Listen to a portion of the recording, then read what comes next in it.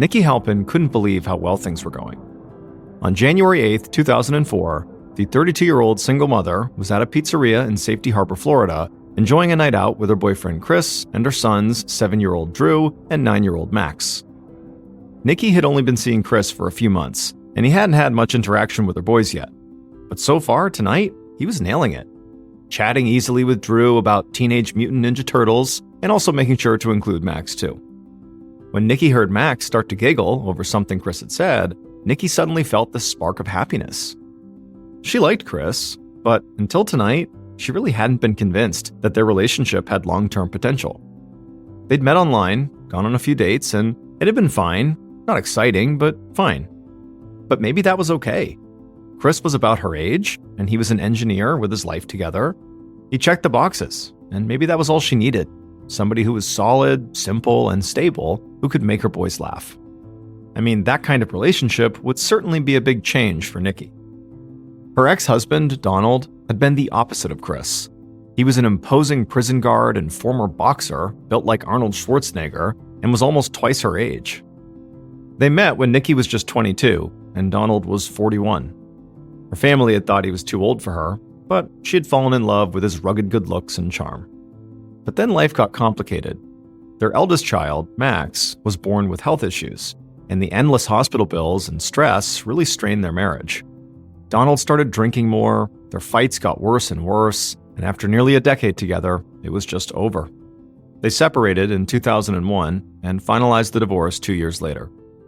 But for Nikki, she had actually been relieved. She had her freedom back. And so pretty quickly, she had struck up another relationship with a young, fit HVAC repairman named Dan Welch. Dan had seemed really exciting and charming, and for a while, Nikki had been convinced he was the one. But Dan didn't work out. He really just wanted to have fun, not get married. And so Nikki had ultimately dumped him. After Dan, Nikki had gone on plenty more dates, but Chris was really the first guy in a long time who felt like he could actually be something real. After dinner, Nikki and her sons drove Chris back home and dropped him off around 9:30 p.m. Less than 15 minutes later, they pulled into their own driveway, where the sight of the new house they'd just recently moved into made Nikki smile. It was much bigger and nicer than anywhere she'd lived with Donald, and the city of Safety Harbor felt exactly how she'd hoped. Quiet, warm, and safe. The perfect place to raise her kids.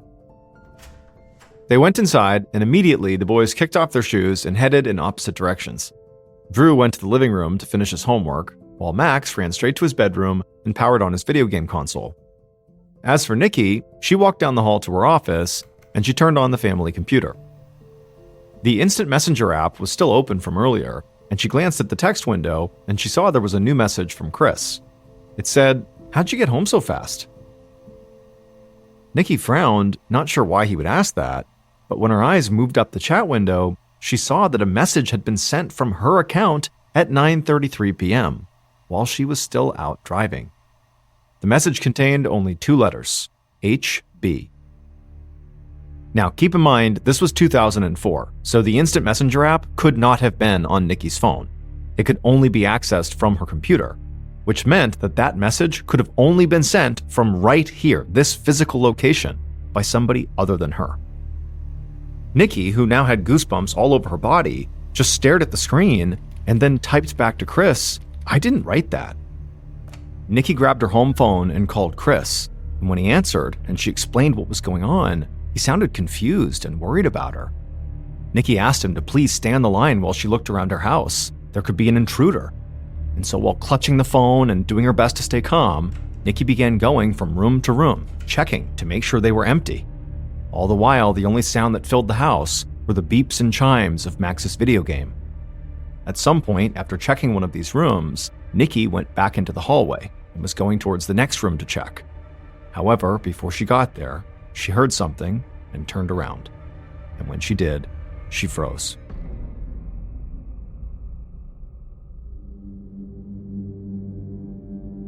"15 minutes later, at approximately 9:50 p.m., Deputy Brad Ferguson of the Pinellas County Sheriff's Office was out on patrol when a dispatcher's voice came over the radio. A man had just called 911 in a panic. He said that he'd been on the phone with his girlfriend when she suddenly started screaming. The girlfriend's name was Nikki, and she was home with her 2 sons at 12 Clearview Drive in Safety Harbor. Deputy Ferguson switched on a siren and floored it towards the address. When he arrived, he knocked hard on the door. And to his surprise, a middle-aged man answered, looking very confused. Deputy Ferguson asked if someone named Nikki lived there, and the man said yes.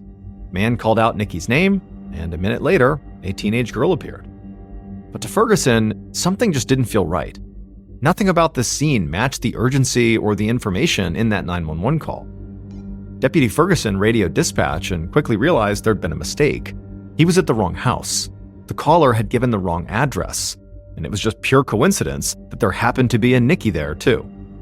The real location was 15 Clearview Drive, literally next door. This mistake meant Deputy Ferguson had lost precious minutes.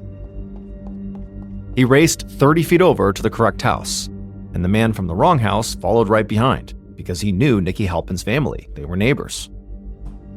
The lights were on inside of Nikki's home, but when they knocked, no one answered. The neighbors started shouting for Nikki and Drew and Max, and eventually 2 faces appeared in the window next to the front door. It was the boys, but there was no sign of Nikki. The boys recognized their neighbor and opened the door. Deputy Ferguson immediately noticed blood spatter on Max's t-shirt. When he asked where their mother was, Drew pointed down the hall. Ferguson walked into the house and headed in the direction the boy had pointed. And moments later, he stepped into the bedroom. And there was Nikki. She lay motionless on the bed. The blankets around her were soaked with blood, and there were deep wounds on the left side of her head. It was instantly clear this was a crime scene. Ferguson realized the attacker could still be inside, so he shouted for Nikki's neighbor to take the boys back to his home and lock the doors. After that, he radioed for backup and began clearing the house on his own. Gun drawn, he went room by room, closet by closet, until he was sure that whoever had done this was already gone. It frustrated Deputy Ferguson to think that the time he'd wasted going to the wrong house might have made all the difference. It might have given Nikki's attacker the chance to slip away. Minutes later, an ambulance arrived, followed by a fleet of police cars. Nikki was actually still breathing, but barely. So paramedics airlifted her to a trauma center, fighting to keep her alive the whole way.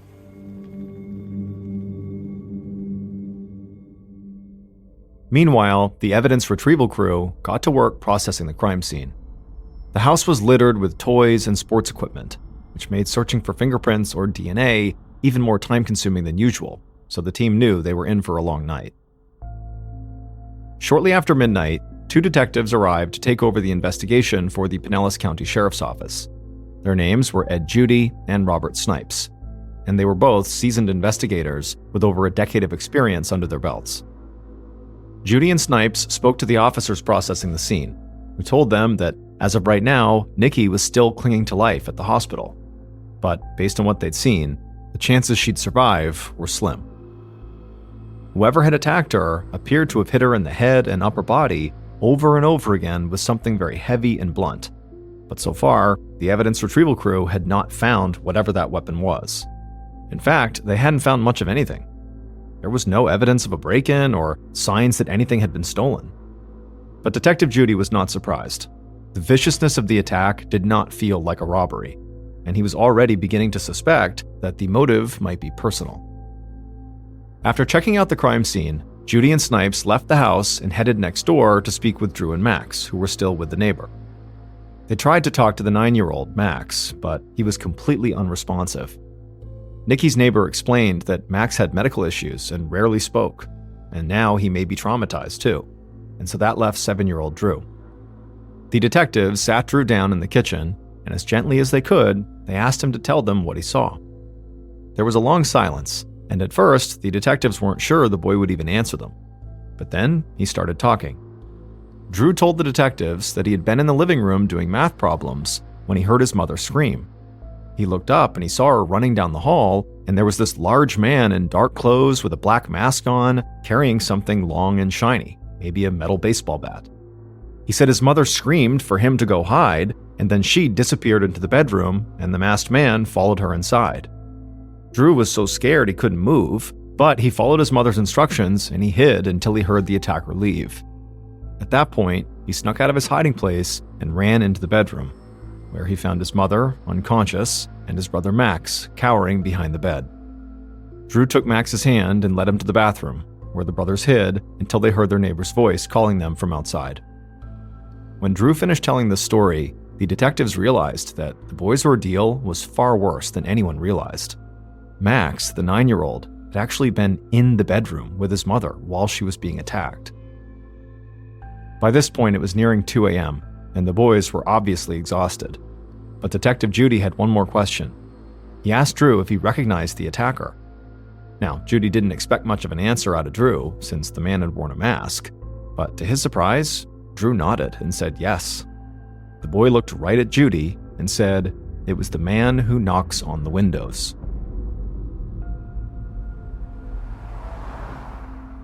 On the drive back to the station, Detective Judy and Snipes talked over everything they'd learned, starting with Drew's final comment about the man who knocks on the windows.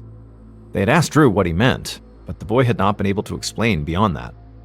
The detectives weren't sure if the man who knocks on the windows was a real clue or a garbled story from a deeply traumatized child, but whichever it was, they couldn't make sense of it right now. So they agreed to log the statement and come back to it later. For now, they decided to focus on the information from Drew that did sound reliable, and that was that the intruder was a man. This fact lined up both with their suspicions and with their training, which told them that whenever a woman is attacked, the culprit is usually an intimate partner. And so, in the detective's eyes, all the men in Nikki's life were now potential suspects.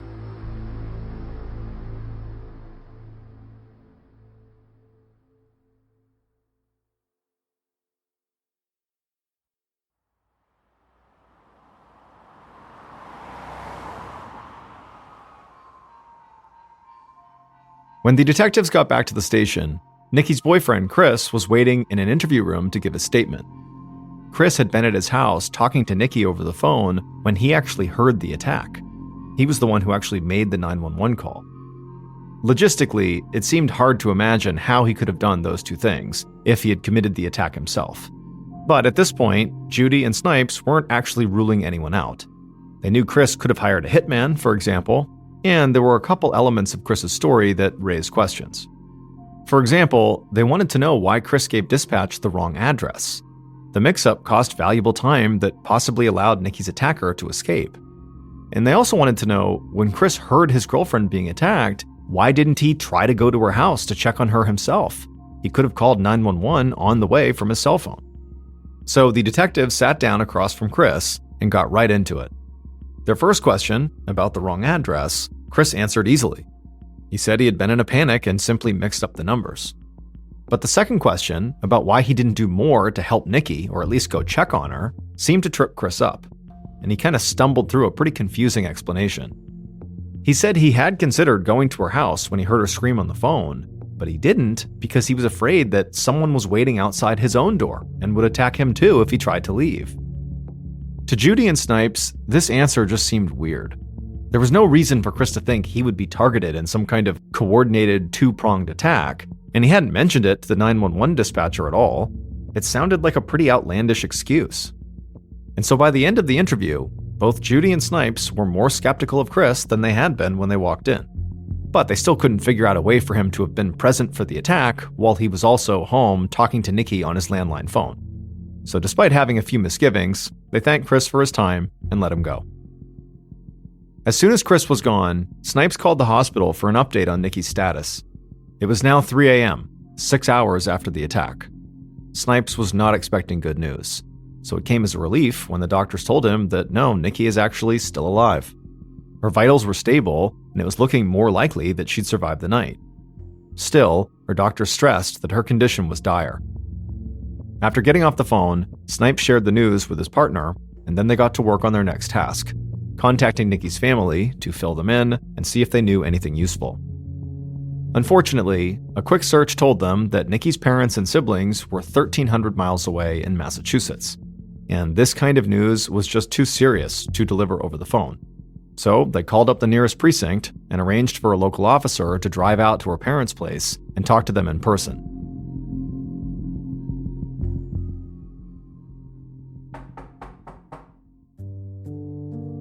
That local officer knocked on Nikki's parents' home right as the sun was coming up. Nikki's mother answered, looking confused and tired. When the officer told her about the attack on her daughter, she gasped and began crying. The officer reached out a hand, offering her support, but the mother gathered herself quickly and then looked up through her tears and told the officer she could guess who had done this: Nikki's ex-husband, Donald. To explain this, Nikki's mother told a story that stretched back a decade to 1994, in the early days of Nikki and Donald's marriage. That November, their oldest son Max was born with life-threatening complications. A buildup of fluid in his skull put too much pressure on his brain, and he only narrowly survived. Over the next few years, Max endured dozens of brain surgeries, and during one of those surgeries, a nurse accidentally gave him the wrong medication, and it nearly killed him. Nikki and Donald sued the hospital over the incident, kicking off a drawn-out and very expensive legal battle that created a lot of financial pressure on the family. These new money problems, along with Max's ongoing health issues, led to constant stress in their household, which eventually contributed to the collapse of Nikki and Donald's marriage. And then soon after their divorce was finalized, the hospital finally settled in the case, granting Max a trust fund of $1.5 million. And in the legal wrangling that followed, Nikki had become sole custodian of that fund, and Donald was shut out completely. He would never see a dime. This is why Nikki's mom thought Donald might have attacked her daughter. She believed that he simply harbored a grudge over the money. Detectives Judy and Snipes were already on their way to Donald's place when the Massachusetts officer who visited Nikki's mom called them to tell them about Donald's potential million-dollar motive. Now, Judy and Snipes already considered Donald a suspect simply because he was Nikki's ex-husband, but this new information shot him right to the top of their suspect list. They found Donald at home in his bachelor pad apartment, sitting down to coffee and the morning newspaper. When they told him that Nikki had been attacked last night and was in critical condition at the hospital, Donald looked at them in shock and then demanded to know where his kids were. The detectives calmly explained that the boys were perfectly safe, but they currently were in the custody of social services. They couldn't be released to Donald until the detectives were confident that he wasn't involved in the attack. Now, Judy and Snipes watched as Donald processed the fact that they were treating him like a suspect. He seemed surprised, and in a tight voice, he told them to come in and ask whatever they wanted. Inside, as Judy and Snipes launched into their questions, it quickly became clear that the divorce was a very sensitive topic for Donald, but not just because of that trust. He did say he did not think Nikki was managing the fund properly, but beyond that, he told the detectives that actually, he was still in love with Nikki. But this admission really only made Donald even more attractive as a suspect. Maybe, the detectives thought, he was jealous that Nikki was dating other people. So they asked Donald if he would come back to the station for a polygraph test, and he said yes. Detectives Judy and Snipes were hoping to use this polygraph test to press Donald about whether he really still loved Nikki or if his love had turned to anger. They wanted to try to catch him in a lie. But as soon as they got the machine up and running, Donald started passing question after question without so much as a blip. The detectives started to wonder if maybe they and Nikki's family had misjudged Donald. But then it happened. Judy asked Donald if he knew who hurt Nikki. Donald said no, and the machine registered a sharp rise in his heartbeat. This signified a possible lie. Snipes felt a rush of exhilaration, but he didn't mention anything about it until the test was done.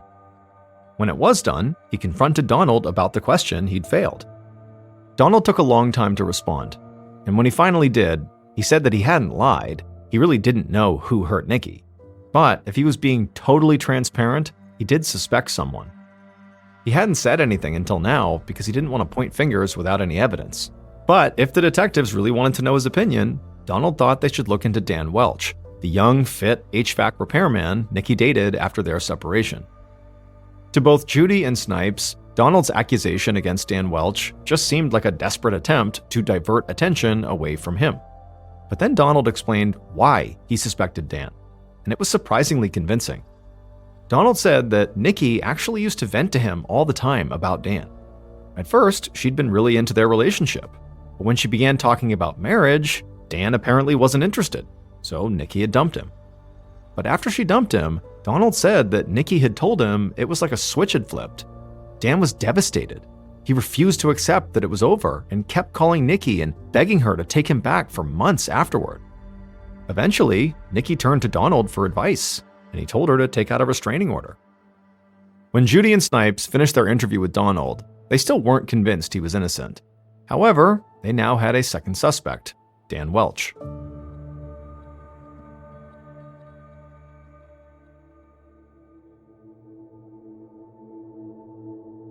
The first thing Judy and Snipes did as they began digging into Dan was to search for that restraining order that Donald apparently had told Nikki to file. But there wasn't one. Not only had Nikki not taken out a restraining order against Dan, but nobody had. In fact, Dan had no criminal record of any kind. And the more Judy and Snipes thought about it, the more they realized that what Donald told them about Dan just didn't add up.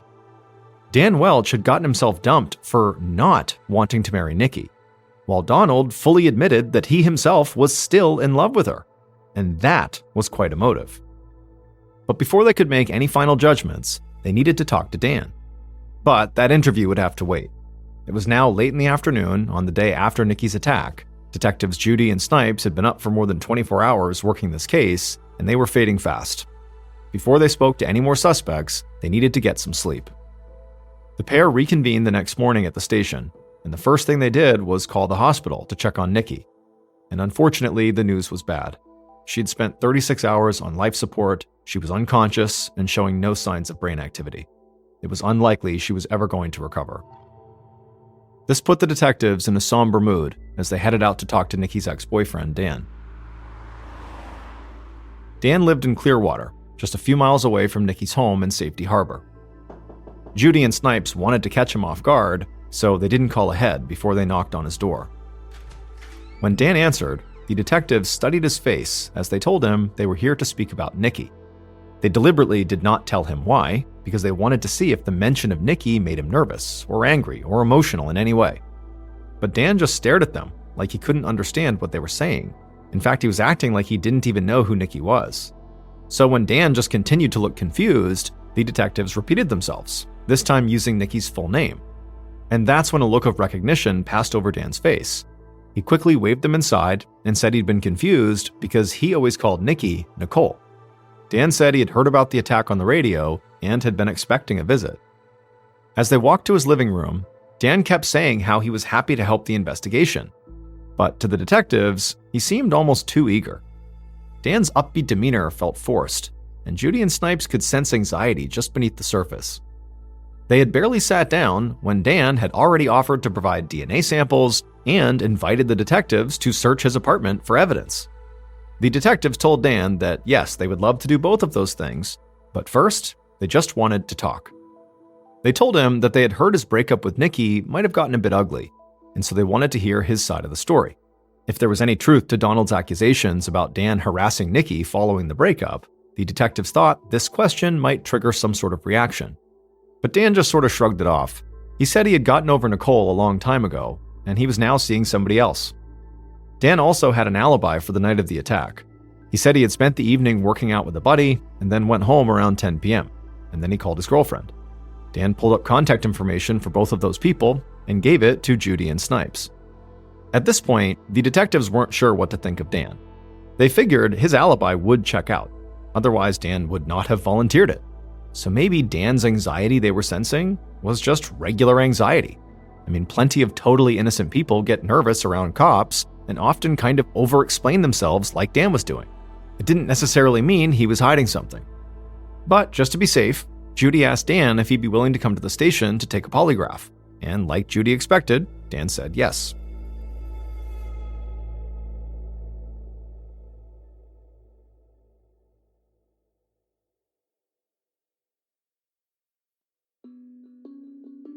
When they got back to the station, they set Dan up in a private room and hooked him up to the polygraph machine. Dan said he was ready, so Judy began asking questions, with Snipes watching the monitor for signs of emotional distress. And pretty much right away, Snipes saw the needle spike. That meant Dan was hiding something. According to the machine, he was lying. But as Judy asked another question and another, something weird began to happen. Every question, even baseline questions about what day of the week it was, the machine would mark Dan's response as a possible lie. And with these kinds of results, it was hard to know if Dan was actually lying or if he was just so anxious that basically anything he said was setting off the machine. The detectives both knew that even in the best cases, polygraph tests are not perfect. The fact that Dan was failing so badly definitely raised their suspicions of him, but it wasn't a reason to hold or charge him. So after asking him the remainder of the questions, which Dan basically failed entirely, they had no choice but to let him go. That evening, Judy and Snipes talked through the case, weighing their potential suspects. They had now spoken to the last 3 men in Nikki's life. First, there was Chris, Nikki's current boyfriend. His explanation about not rushing to help Nikki because he thought he might be in danger, because there was somebody outside his door, still struck them as extremely weird. But the fact that he had called 911 as the attack was ongoing made it hard to see him as the culprit. They still hadn't ruled him out completely, but he was admittedly less suspicious than their other 2 suspects. Next, there was Donald, Nikki's ex-husband. And of all 3 suspects, he had the strongest motive, since with Nikki out of the way, he would not only get custody of their kids, but also control of a $1 million trust. And the fact that he had pointed the finger at Dan, Nikki's ex-boyfriend, was also suspicious, especially since there was no criminal record of the problems Donald had told them about. That on its own was almost enough to convince them that Donald was their guy, he was guilty. Except that their third suspect, Dan, the ex-boyfriend, had failed every question on his polygraph test. All in all, the detectives agreed that it was still too early to draw any firm conclusions. Just 2 days had passed since the attack, and so far, the investigation had been moving at a breakneck pace. Judy and Snipes felt good about how much they'd learned already, but didn't want to miss an important clue by rushing things. They would continue interviewing Nikki's family and friends, while keeping a particularly close eye on Dan and Donald. Those 2 they were the most suspicious of, and they figured if one of them was guilty, hopefully they would slip up and do something to give themselves away. The next day was January 11th. 3 days had passed since the attack, and incredibly, Nikki was still clinging to life. However, that morning, her doctors told her family that she would never wake up. So, Nikki's family said their final goodbyes at the hospital, then doctors turned off the machines that were keeping her alive. Nikki died shortly afterwards. And so that meant that Judy and Snipes were now officially dealing with a homicide case. Also, Nikki's death started a ticking clock on the custody of her sons. Drew and Max were still in social services because Judy and Snipes considered their father, Donald, a suspect. But that couldn't continue indefinitely. If the detectives didn't charge Donald soon, the boys would be released into his care, and Donald would take control of Max's $1 million trust.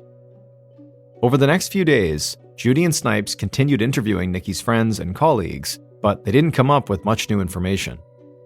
The only interesting tidbit came from a friend of Nikki, and it didn't help the detectives narrow things down at all. This friend said she thought the killer could be Chris, who was Nikki's most recent boyfriend, and the one who had called 911 during the attack. This friend said that Chris was jealous, and the couple argued all the time. And so all this left Judy and Snipes in a tough spot. They had lots of suspicions, but no hard evidence against anyone. A week passed, then another, with no significant new leads, and the detectives started to worry that their case was about to go cold. On February 16th, just over a month after Nikki's death, an office assistant at the sheriff's department was transcribing audio files from the case as part of the standard bookkeeping process. The case was approaching a dead end, and she was responsible for filing everything away properly. This assistant had already processed the dozens of hours of police interviews with Donald, Dan, and Chris, and she was nearly done.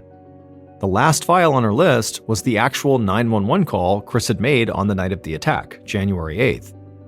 The assistant didn't expect it to take long, but when she put on her headphones and hit play, she heard something on this call that made her jump out of her chair.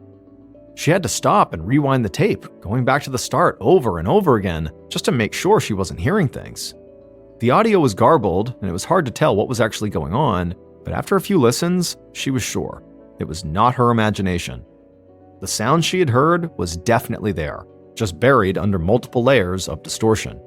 So the assistant dashed down the hall to Detective Judy's office and played the file for him and Snipes. At first, the detectives couldn't understand what she was so excited about. But then the assistant adjusted the levels a bit and played the call again. This time, through the crackly static, Judy and Snipes heard what she was talking about. Just like that, they knew exactly who killed Nikki Halpin.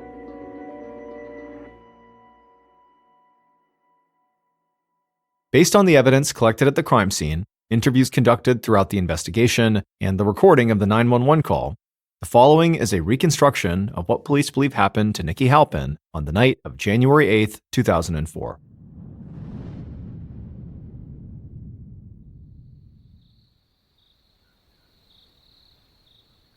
The house at 15 Clearview Drive, Safety Harbor, was silent and empty when, at approximately 9:30 p.m., the killer rode up on a bike. They stashed their bike out of view beside the garage and then looked around quickly to make sure nobody was walking past. Then, satisfied they were alone, the killer lifted the garage door up maybe a foot or so and rolled underneath. Once the killer was inside, they began to rifle through their backpack. They pulled out a mask and put it on. Then they took out a heavy silver flashlight, so large that at a glance, it almost looked like a metal baseball bat. Then, with the flashlight in hand, the killer walked from the garage into the house itself. Within moments, the killer was creeping through the quiet house down the hall. They headed to Nikki's office, where they switched on the computer. When the screen lit up, the instant messenger app was already open, and Nikki's conversation with Chris was visible on the screen. Just then, the icon beside Chris's handle changed colors, indicating that he was now online.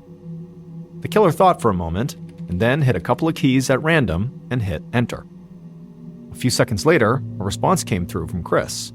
"How'd you get home so fast? You must have run every red light." As the killer read that, they smiled. Now, they knew Nikki was on her way home. Killer switched off the computer screen and walked into a different room and hid. A few minutes later, the killer heard the front door open, followed by the sounds of Drew and Max running happily into the house. The killer stayed where they were, thinking Nikki would soon pass by. But the wait took longer than they expected. And so as the minutes ticked by, the killer grew impatient. And so eventually they poked their head out of the room where they were hiding, and right then they heard Nikki talking to someone in the hall. It sounded like she was on the phone, and she was saying something about an intruder in the house. With a sudden pang of horror, the killer realized their mistake. Nikki must have gone into her office. She had seen the message and realized someone had sent it from her computer when she was still gone. There was no more time to wait. The killer sprinted into the hall, where Nikki turned around, saw them, and screamed. The sound filled the killer with a blinding rage, and they shouted right back at her, "Nicole, calm down!" But Nikki didn't calm down. She turned and ran. And as she passed by the living room, she shouted for Drew to hide, and then continued into the bedroom to try to help Max hide. But the killer chased after her and grabbed her and threw her onto the bed. She screamed and tried to fight them off, but the killer swung that heavy flashlight as hard as they could into her head and her shoulders and her neck over and over until she stopped moving. The killer completely ignored Max, the 9-year-old who was right next to the bed cowering, who had just watched this happen to his mother. The killer simply turned, dashed out of the room, taking the bloody flashlight with them. However, what the killer failed to notice was the phone lying on the bed beside Nikki's limp body. The line was still open, and on the other end, Chris was listening over speakerphone while he spoke to the police on his cell phone. And so with Chris's phones so close together, the audio from Nikki's room was picked up and recorded along the 911 call. It was very faint and heavily degraded, but with a little effort, the phrase, "Nicole, calm down," could be heard in the background.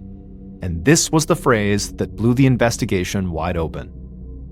When the sheriff's department assistant had heard those words, she instantly recognized the killer's voice, since she'd just transcribed hours of interrogation videos with them. But it wasn't just the voice that gave the killer away. One word caught on that tape sealed the killer's fate. Every single person in her life called her Nikki. Every person except for one. Only Nikki's ex-boyfriend, Dan Welch, the HVAC guy, called her Nicole. It was his voice on the recording. His voice saying, "Nicole, calm down." right before he struck her with the flashlight in front of her own kids.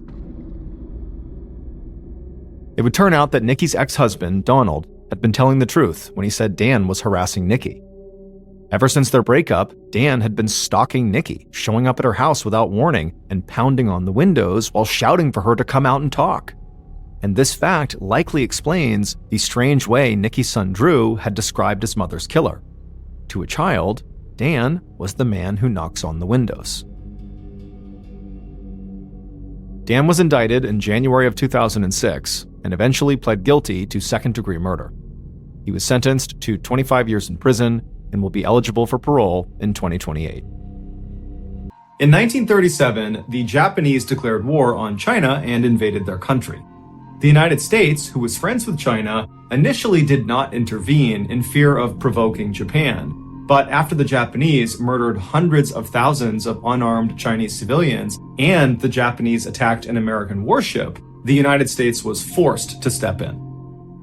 American officials responded to the Japanese aggression by placing serious economic sanctions and trade embargoes on Japan, believing this would cripple their war efforts in China, causing them to have to retreat. However, these sanctions and embargoes did not have this effect. Instead, they just angered Japan and made them even more determined to hold their ground in China. Over the next few years, the United States and Japan attempted to negotiate some sort of settlement, but neither side would make any concessions, and so neither side would budge. A few years later, on the morning of Sunday, December 7th, 1941, the Japanese launched a surprise aerial attack on the American military base in Pearl Harbor, Hawaii. After the 2-hour attack was done, over 2,400 Americans were killed, with another 1,000 wounded, and 300 airplanes and 20 ships were either destroyed or significantly crippled. The Japanese had hoped this attack would goad the United States into lifting the sanctions and embargoes they had placed on them from back in 1937. But instead, all the Japanese did was goad the United States into all-out war with them. One day after the Japanese attack on Pearl Harbor, the United States officially declared war on Japan, thus entering World War II. On the day the Japanese bombed Pearl Harbor, Jack Lucas, like every other American in the country, was glued to his radio listening to the news. He was devastated and shocked at this carnage he was hearing about in Hawaii. And so by the time the President of the United States was declaring war on Japan, Jack had already made up his mind that he was going to join up and he was going to fight for his country. However, there was an issue. Jack wasn't old enough to join the military. You needed to be 17 years old, and Jack was only 14. But this was not going to stop Jack. So he created this fake document that said he was 17 years old, and he forged his mother's signature on it. And then, after bribing him, he got a notary to sign off on this document as well. And so Jack took his forged documentation, he gave it to the recruiter, and before long, Jack was accepted into the armed services and was on his way to Marine Corps boot camp. After completing initial training and becoming a Marine, the Marines found out Jack's paperwork was actually faked. But instead of kicking him out of the military, they said, "Jack, you can stay in, but under one condition. You can't go overseas to combat. You have to stay in the United States. You can drive a truck and help out around here, but you can't deploy and go to war until you're of age." Jack was not happy about this, but initially he did as he was told, and he did just drive a truck around and support it as best as he could. But after about 1.5 to 2 years of this, Jack just couldn't do it anymore. That was not why he had forged this document to get into the military. He had done that so he could actually go fight in the war. And so finally, when he was just 16 years old, he abandoned his post and snuck onto the back car of a troop transport train that was going to another military base. And so when he arrived at this base, which was in California, he hopped off and then ran to the docks where there were these big warships. And he saw one of them, there was a whole bunch of troops loading onto it. And he figured, that's where I need to go. And so he snuck onto the ship and he hid down below. And then after the ship took off and was out to sea, he revealed himself. And he walked up to a Marine officer and he kind of played off the, "Oh, I must have got on the wrong ship, but now that I'm here, can I join your unit?" And this officer, who had no idea how young Jack was, eventually said, "Okay, but prepare yourself because we're going to invade Iwo Jima." Now, Jack had never heard of Iwo Jima and did not know its significance. But frankly, Jack didn't really care. He was just glad that he was actually going to see combat. What Jack couldn't have known, and what the other Marines on the ship couldn't have known either, is that the battle for Iwo Jima would become one of the bloodiest and deadliest battles of the entire war. The Japanese that were on this island defending it were absolutely fearless and would not surrender despite being outnumbered, and they were heavily entrenched in these caves and tunnels built in all over the island, and they rarely left these caves and tunnels. Which meant Jack and the other Marines, when they landed on this island, the only way they could fight the Japanese was by literally crawling down into these tunnels, which were usually booby-trapped, and fighting up close and personal with the enemy.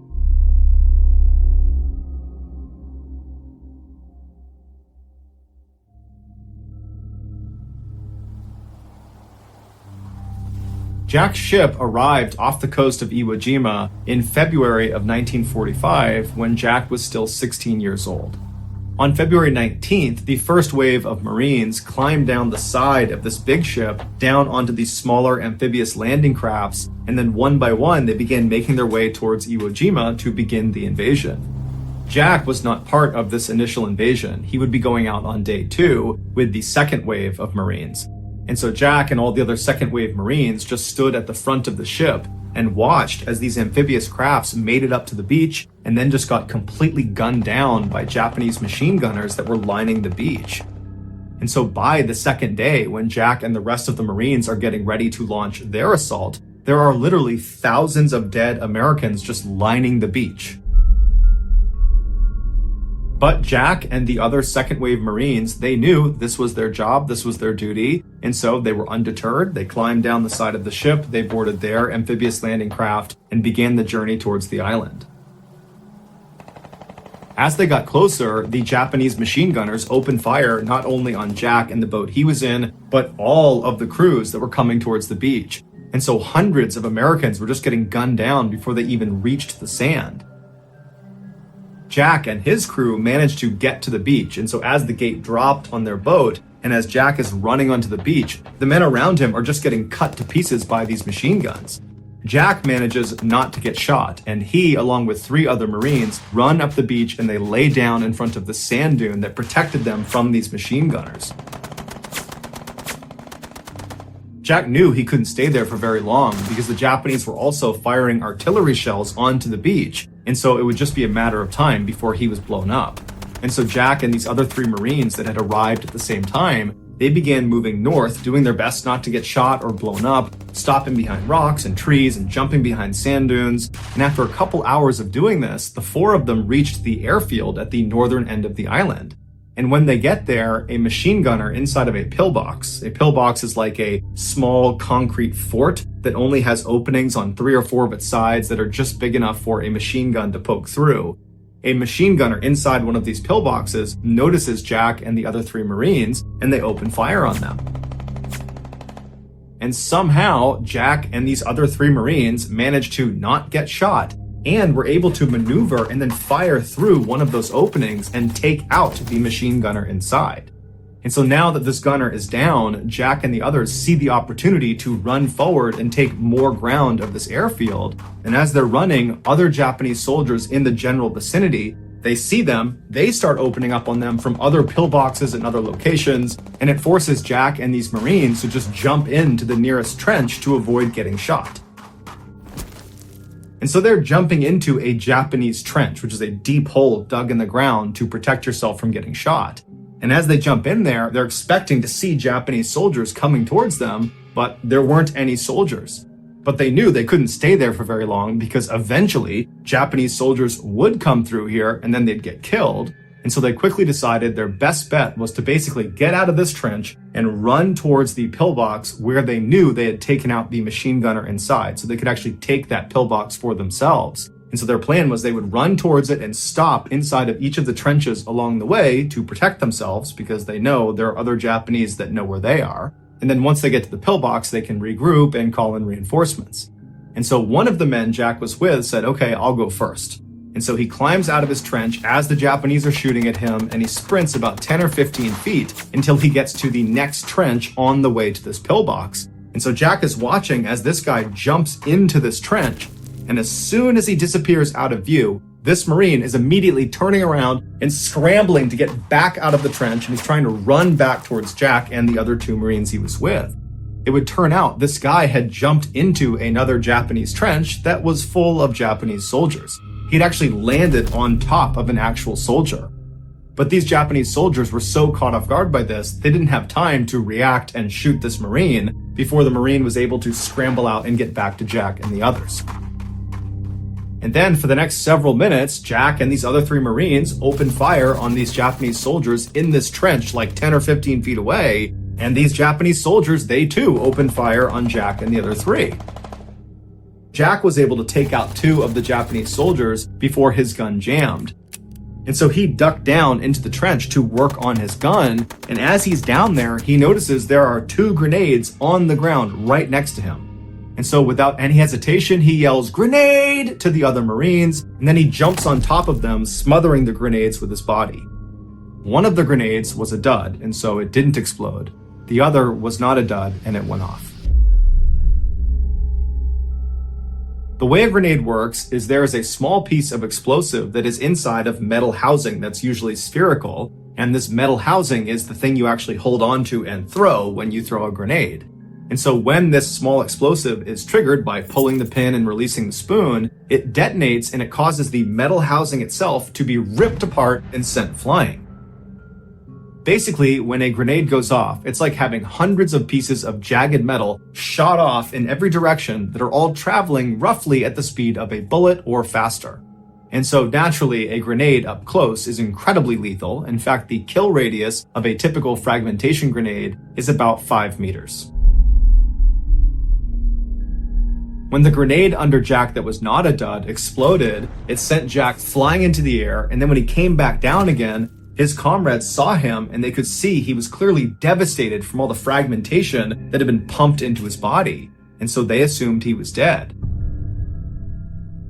But even if they thought he was alive for some reason, there was nothing they could have done to have helped him, because they were actively being engaged by dozens of Japanese soldiers that were only about 10 or 15 feet away. And so eventually, these three other Marines that Jack had just saved were forced to leave Jack where he was and retreat back to the beach, and they would all live. The Japanese soldiers in the trench that they were fighting against would eventually come into Jack's trench, but most likely when they saw Jack laying there just completely ruined from this grenade, they assumed he was dead, and so they just kind of left him there. But Jack wasn't dead. He just couldn't speak, and he couldn't see anything, and he really couldn't move, although he could wiggle a few fingers on his left hand. And so for hours, as he lay there in agonizing pain, in and out of consciousness, he just wiggled the fingers on his left hand, hoping an American would see him and know he was still alive. And you gotta figure, this whole time, it is just constant chaos all around him. His chances of survival are incredibly slim. The idea that an American is going to find him and be able to evacuate him is almost zero, and he must have known that. But by some miracle, eventually another American unit did find their way into Jack's trench, and they did notice him wiggling the fingers on his left hand. And so they were able to evacuate him from the trench down to the beach, and from there, under the cover of darkness, they were able to bring him out to a hospital boat offshore. And there he would begin the first of 26 major surgeries to remove the grenade shrapnel from his torso, his arm, and his face. Despite his grievous injuries, Jack would surprisingly make a full recovery.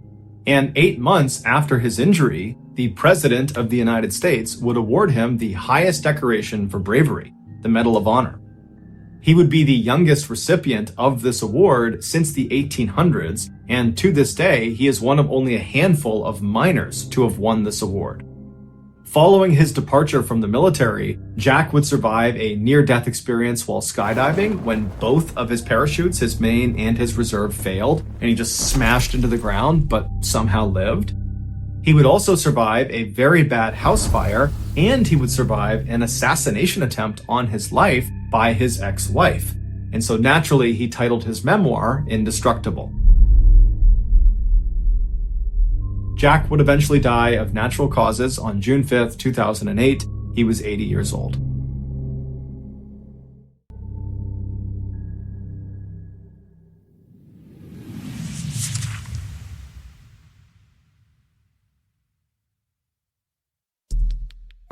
Our next and final story is called Just a Knife.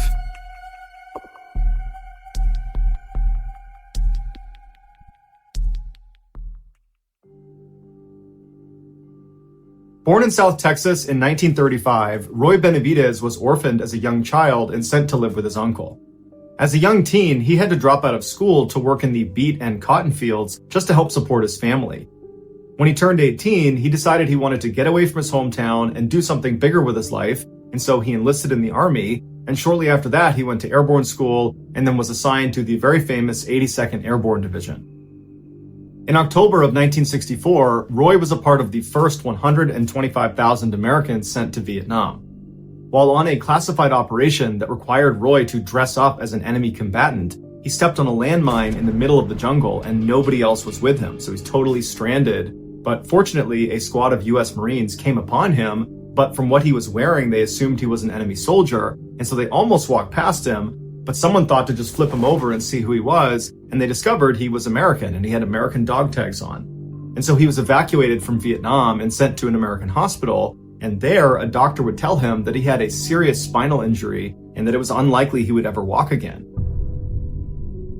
And Roy's first reaction was, please don't discharge me from the Army. Because for Roy, the Army was his life. It was all he had. He was incredibly proud of it. And he desperately wanted to go back to Vietnam. And so he pleaded with the doctors and the nurses, please let me have some time to try to regain my strength in my legs so that I don't get medically discharged. And so they said, look, you're gonna get medically retired if you aren't walking within the year. And so every night when his doctors and nurses would leave, he would fall out of his bed and then drag himself across the ground to the wall, and then he'd pull himself up and try to put weight on his legs and attempt to build strength back up and retrain himself how to walk. And after 6 months of doing this every night, he did literally reteach himself how to walk. He built up strength in his legs, and his doctors and nurses, they're watching this transformation during the day, but they're not seeing him at night. And they're telling him, this is a miracle. We've never seen this before. We've never seen someone recover so quickly. And Roy just stayed quiet because he wanted to make sure he was allowed to keep doing that every night. And so finally, after those 6 months, his doctors and nurses agreed that, yep, he's good. He can stay in the Army. But the Army said they wanted him to take a desk job because he had already been so badly wounded in combat. And Roy didn't want that. He pleaded with them to let him go back to the 82nd, but they said, no, we're not going to risk you getting hurt again. And so he was sent to North Carolina for his desk job. And as soon as he got there, he began training like a maniac every minute of every day, trying to get in the best shape of his life. Because his plan in his head was once he got there, he would try out for Special Forces. He would try to become an Army Green Beret, which is the premier combat unit in the Army. It's one of the hardest ones to get into, and their training program is in North Carolina. And so after a few months, he was in amazing shape, and he asked his superiors, can I go try out to be a Green Beret? And they're like, I can't believe you're even walking, but you know what? You've come this far, you can go try out. And just a couple of months later, Roy Benavidez was a Green Beret. A year later, in 1968, so 4 years after Roy was nearly killed by that landmine, he was sent back to Vietnam for his second combat tour. And as soon as he got there, the fighting was very intense. On May 2nd of that year, Roy had a day off, and he was spending his day off at a church service inside of their wooden shack they had built on their base. And while he was in there listening to the chaplain, he heard a radio call come out from the communications table that was just outside of the shack he was in, and it sounded like someone was in trouble. And so he ran outside to listen to the radio, and what he heard was this very desperate call from someone yelling into the radio, get us out of here. And in the background of this radio call is just a constant barrage of gunfire. The call for help came from a 12-man Army Special Forces team that had been ambushed by an entire North Vietnamese Army infantry battalion. To put that in perspective, that is 12 Special Forces members, of which many of them Roy knew personally, in the middle of the jungle, where on all four sides there are over 1,000 enemy combatants. As Roy is hearing this distressing transmission come across the radio, he hears overhead the sound of incoming helicopters. And he looks and he sees there's 3 birds that are coming towards their base. And so he runs over to the landing zone to greet the helicopters as they come in, and he can see as they're landing, they are all completely covered in bullet holes. And as soon as they touch down, Roy runs up to one of the door gunners, which is this 19-year-old kid, and he looks kind of dazed. And Roy asks him, what's going on? Where'd you guys just come from? Were you out there at that ambush site? Do you know what's going on with that 12-man team? and the door gunner just collapses into Roy's arms and dies. He had been shot up. These 3 helicopters had attempted previously to fly into the jungle and save that 12-man team, but they had been shot off and had been unsuccessful. Roy helped get the dead door gunner out of the helo, and then he turned to the pilot of this helo where the door gunner was, and he asked him, are you going to go back out there and try to save those guys? And the pilot was obviously so distraught about the death of his door gunner, and also the fact that there are 12 men out there that they could not rescue, that he's chomping at the bit. He wants to go back out there. And Roy immediately volunteers, hops in the helo, and they head out to go rescue this 12-man team. So not only are there only 2 of them, but Roy was so eager to volunteer himself, he forgot his gun.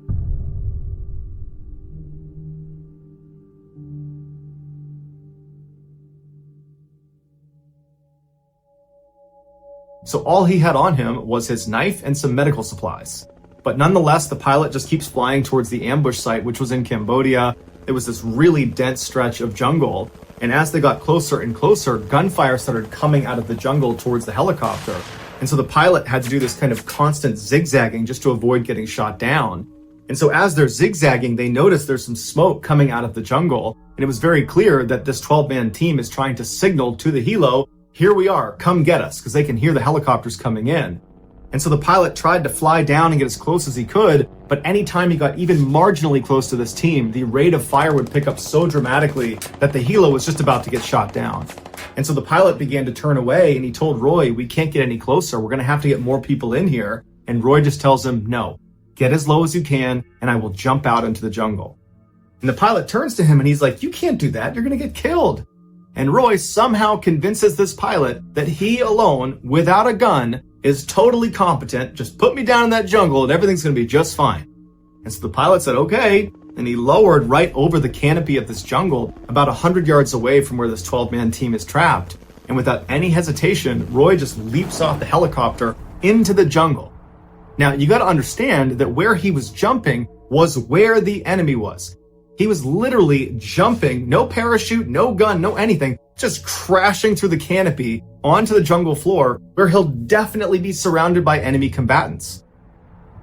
And so he plummets through the canopy, he smashes onto the ground, he pops up and just starts running through the jungle with enemies on either side of him towards the 12-man down team. And the enemy was so surprised to just see this American running through the middle of the jungle by himself with no weapon that they hesitated for a minute and they didn't open fire on him. But when they did open fire, Roy got shot in the face, in the back of the head, in the leg. They threw a grenade that detonated at his back and sent shrapnel into him. But none of it stopped Roy. He just kept on running until he made it to this downed 12-man team.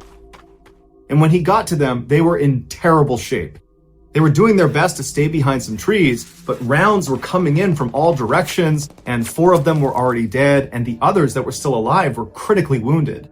In fact, one of the most able-bodied of the surviving 12 had been shot in the head and was missing an eye and could barely see out of the other one. And so he's fighting to stay conscious, and he's generally trying to shoot in one direction. But I mean, that's their best guy at this point, to give you a state of how they were doing.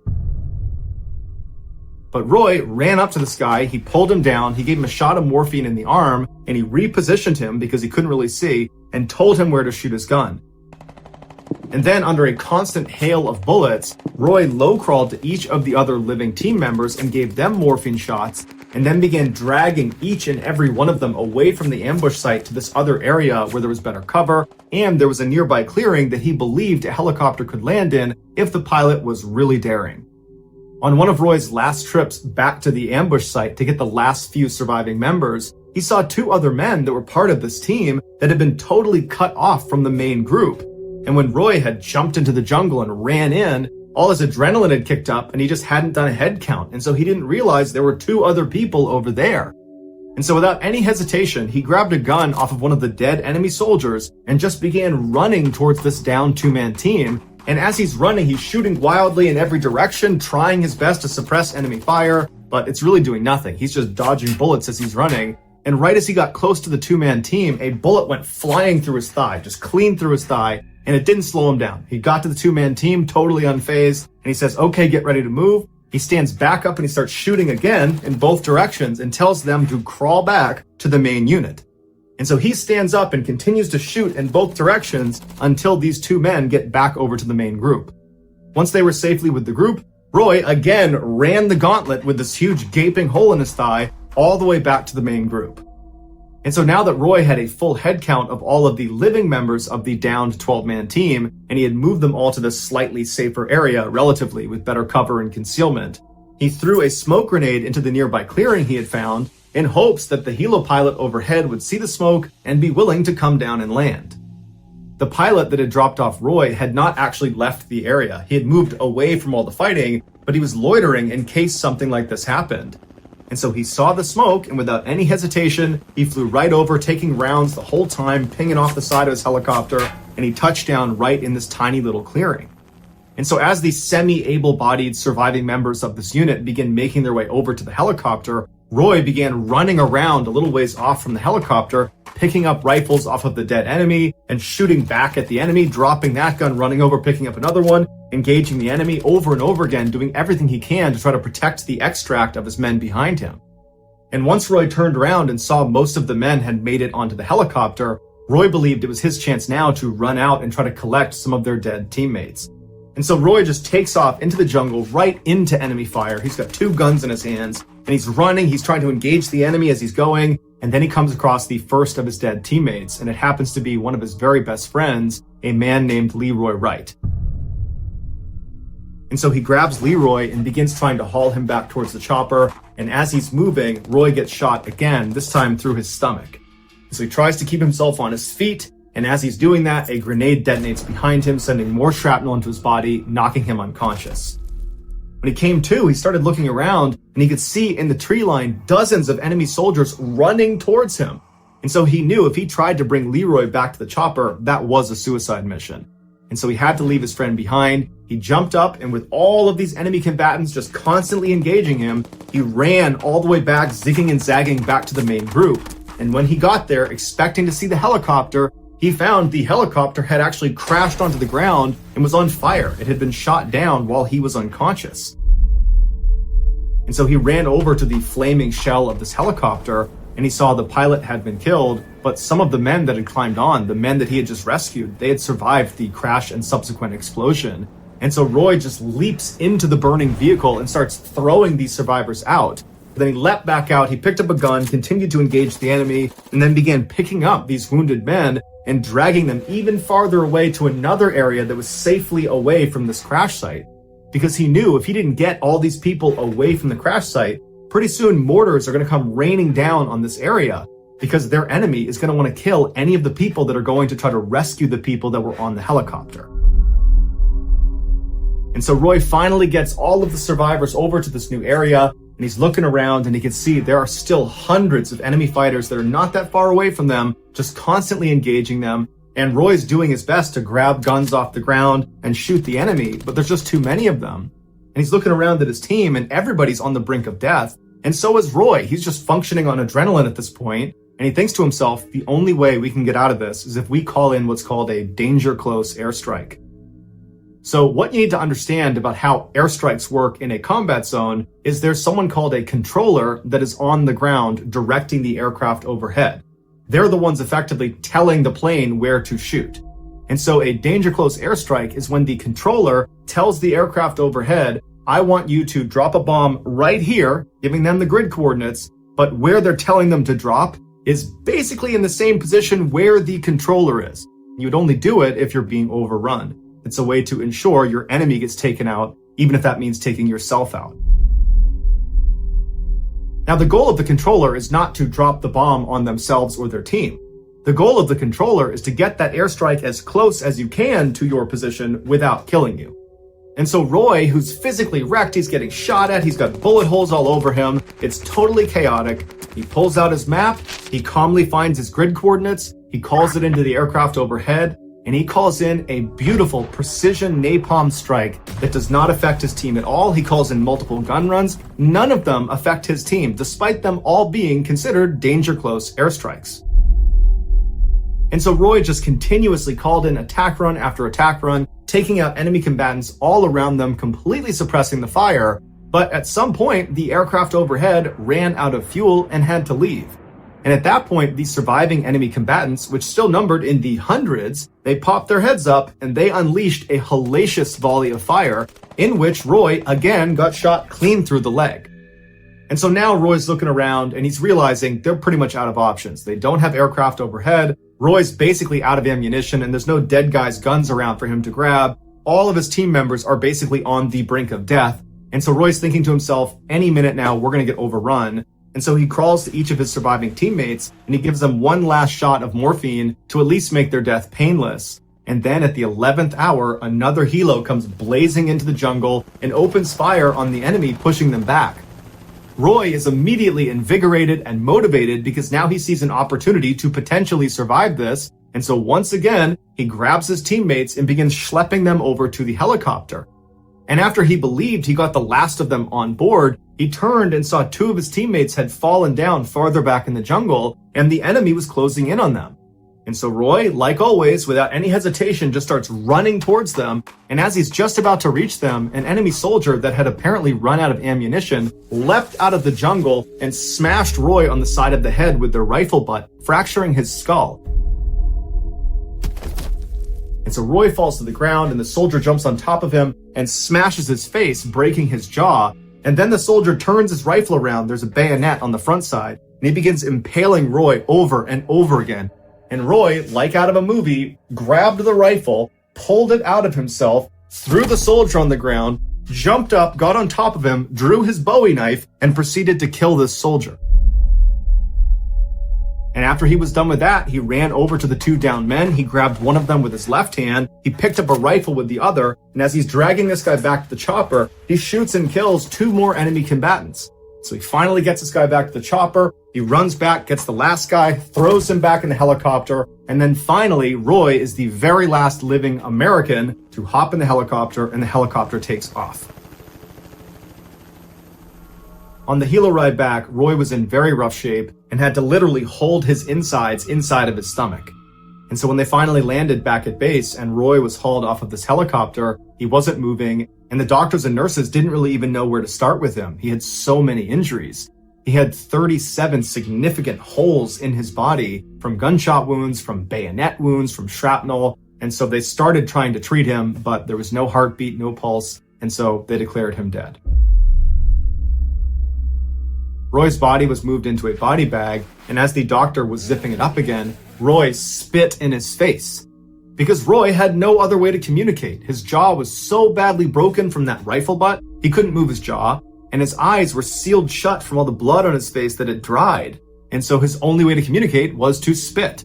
And so unbelievably, Roy was still alive. And so they took him out of the body bag and they shipped him to Japan for intensive surgery. And then he was transferred to Texas, where he spent a year rehabbing from his severe injuries. Roy was immediately given the Distinguished Service Cross and was put in for the Congressional Medal of Honor, which is the U.S. military's highest award for valor. But the paperwork took a really long time, and so Roy was not actually given the Congressional Medal of Honor until 1981. Of the 12 men that were trapped in that jungle, 8 would survive, all thanks to Roy Benavidez. Roy passed away in 1998 as a result of complications from diabetes. He was 63 years old. 60-year-old Douglas Wise knelt down inside of his garden, pulling weeds out of the small vegetable patch behind his townhouse in Queens, New York. It was August 1999, and just like every other day that summer, it was hot and muggy. Doug's shirt stuck to his back as he worked. After he finished pulling up all the weeds, he sprayed the soil with some weed killer. He paused for a moment to admire the fat tomatoes ripening on the vines he'd planted that spring. He intended to use every one of them in homemade marinara sauce. When his garden was looking neat and trim, Doug gathered the weeds into a garbage bag and then took them to the compost bin inside of his garage. Doug tried not to gag as he opened the lid. On hot days like this, the bin could smell absolutely disgusting. He dumped the weeds onto the decaying pile of eggshells and table scraps. Then, to help the composting process along, he took a bucket of rainwater he'd collected the week before and poured a little into the bin. He smiled to himself, knowing how his wife Carmen quietly hated that he collected rainwater in large buckets, but it had actually come in handy earlier in the summer when they'd gone more than a month without rain.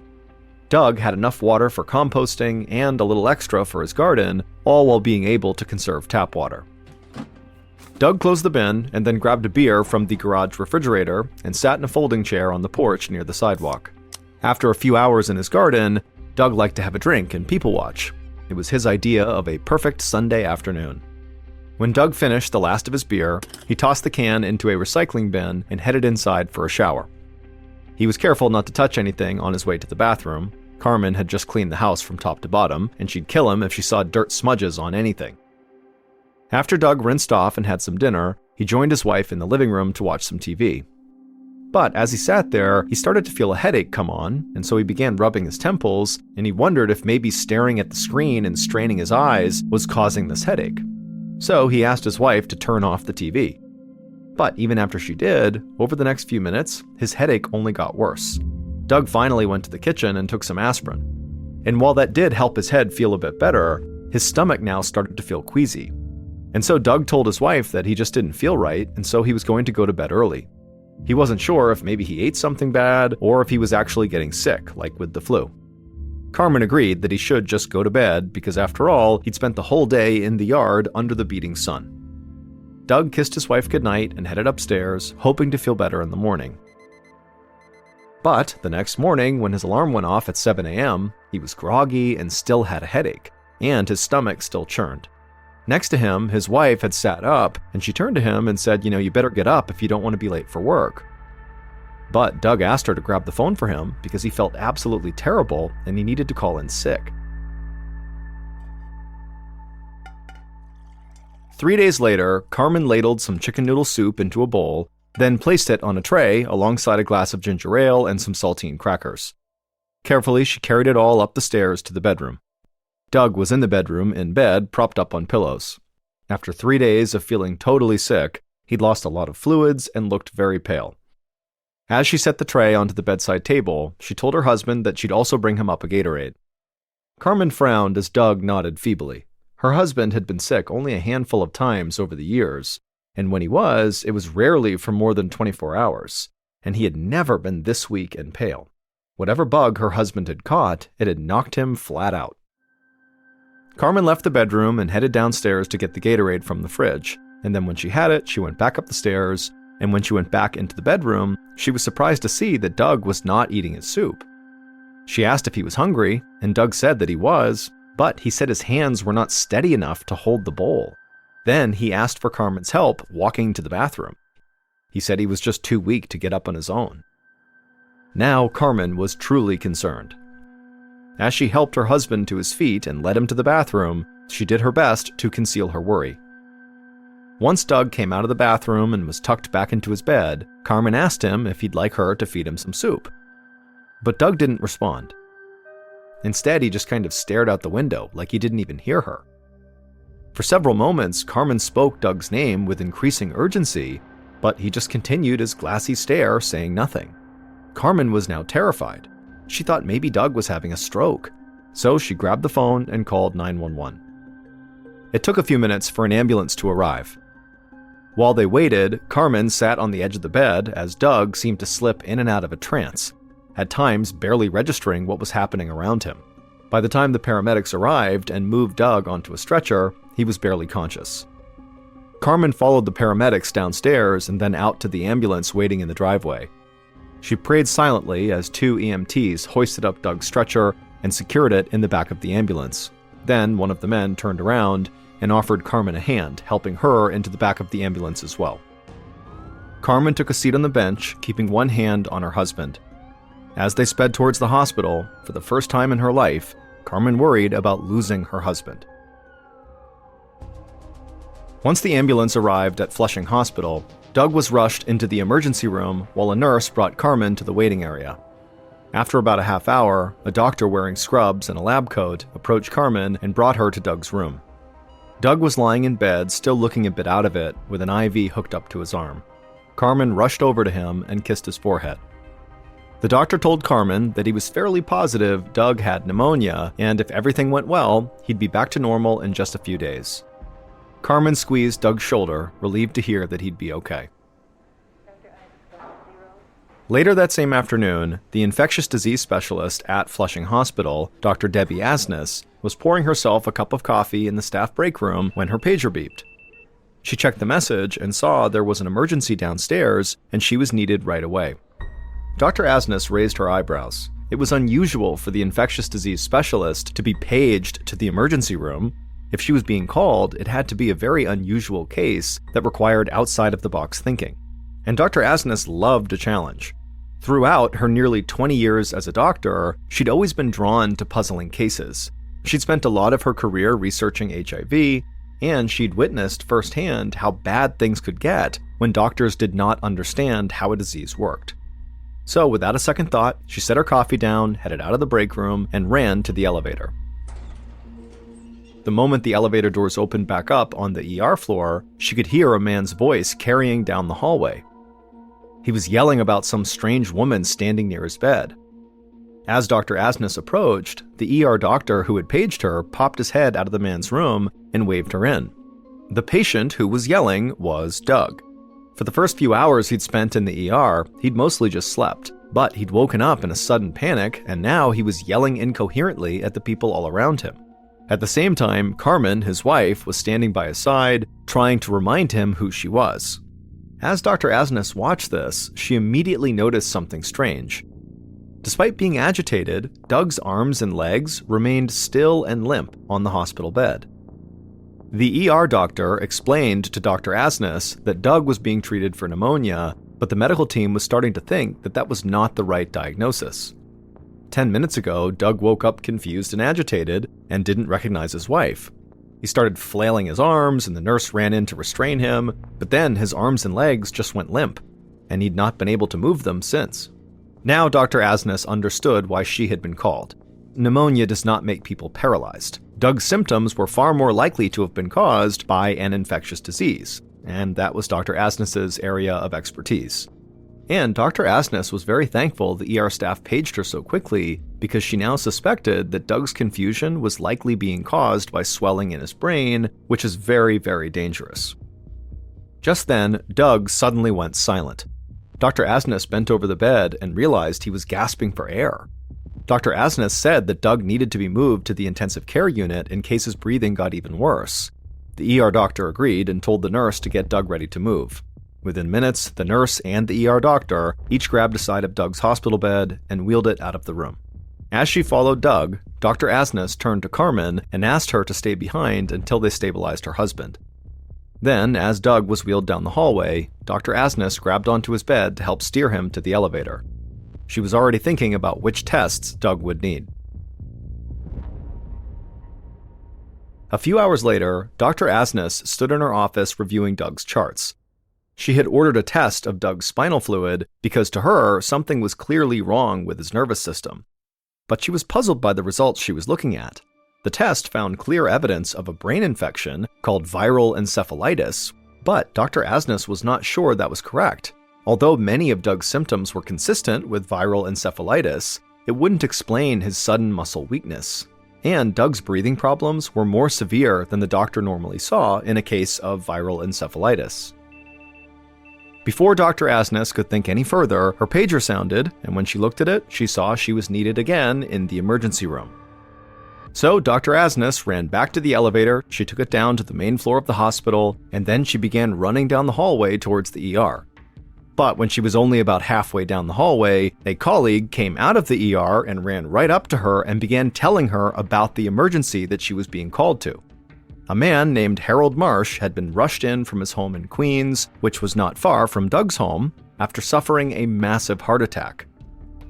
But it wasn't the heart attack they wanted to talk to her about. They were afraid the heart attack was only part of this man's problems. The colleague from the ER explained to Dr. Asnes that like the first patient, Doug Wise, Harold, the second patient here, was older but active and healthy.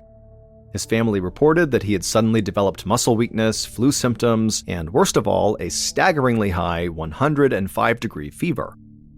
Dr. Asnes felt a knot growing in her chest. Fevers that high were practically unheard of in heart attack patients. Dr. Asnes thanked her colleague and then just ordered Harold to be moved immediately to the ICU. Her mind was racing as she began to connect the dots. Two men living only blocks apart had both come down with the same mysterious symptoms in less than a week. This could be the beginning of an outbreak. For the moment, Harold was stable, so Dr. Asnes hurried back to her office to have some time to think. But as soon as she arrived on the 4th floor where her office was, she saw a nurse sprinting into Doug Wise's room. So Dr. Asnes ran down the hallway and went into Doug's room as well, just in time to see a colleague shove a breathing tube down Doug's throat and hook him up to a ventilator. The colleague, who was an ICU doctor, then explained to Dr. Asnes that Doug's muscle weakness was now so severe that his lungs had basically stopped working. Dr. Asnes was thankful her colleague had acted so quickly, but she was afraid this was only the first case of something much bigger. And if others out in the streets were contracting this virus, the consequences could be catastrophic. Dr. Asnes turned on her heel and rushed toward her office. She needed to alert the New York Health Department right away.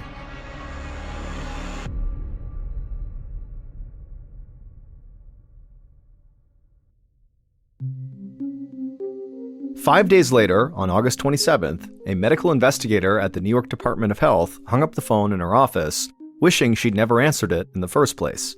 Her name was Annie Fine, and after a long week of work, she was ready to go home. She was knee-deep in planning her wedding, and she and her fiancé had wanted to knock out as many to-do items as possible over the weekend, but instead it looked like she would spend her weekend at Flushing Hospital. A doctor there had called in a potential outbreak on Monday, and after several days of discussions and 3 more patients in the hospital with identical symptoms, her boss had finally decided it was worth investigating. Dr. Fine reminded herself that, in all fairness, she was the on-call epidemiologist that weekend. That meant she would be responsible for any emergency that came up. But in addition, her boss and good friend, Dr. Marcy Layton, had asked her personally to help out, and she was always game to help Dr. Layton. So on Saturday morning, Dr. Fine woke up a minute before her alarm clock began screeching. She managed to turn it off before it had the chance to wake her fiancé, and then she quietly got out of bed. Half an hour later, she headed down the stairs of her apartment building and saw Dr. Layton's car parked outside. She smiled as she jumped into the passenger seat, and Dr. Layton laughed and apologized for interrupting her weekend plans. Then Dr. Layton handed Dr. Fine a cup of to-go coffee, and they peeled off toward Flushing Hospital. After a short drive, Dr. Fine and Dr. Layton parked near the hospital and climbed out of the car. As soon as Dr. Layton had stepped onto the curb, she made a disgusted noise, and Dr. Fine turned to look at what she was disgusted at, and she saw there was a dead crow lying in the gutter right near Dr. Layton's feet. Both doctors had been seeing dead crows all over New York that entire summer. So they both just walked around the dead bird, and the 2 women headed for the hospital.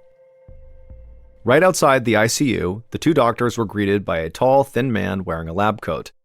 He told Dr. Fine that he was the chief resident, which meant he was a doctor in training, standing in for Dr. Asnes, who was out of town on a family emergency. He explained that in the 5 days since Dr. Asnes first called the Department of Health about her first 2 patients, 3 more people had been admitted to Flushing Hospital with symptoms of viral encephalitis. All 5 were older people who were previously healthy and active. Most worrisome, all 5 also had other symptoms not normally caused by viral encephalitis, including fever, stomach pain, confusion, muscle weakness, and severe difficulty breathing. The chief resident added that all 5 patients had declined really quickly. 4 were now on ventilators, and the 5th was not, but they were delirious with pain. Dr. Fine felt unnerved. All of a sudden, wedding planning was the last thing on her mind. There were usually only about 10 viral encephalitis cases every year in all of New York City. But now, one small neighborhood in New York City had 5 cases in less than a week, and so far, nobody had figured out why.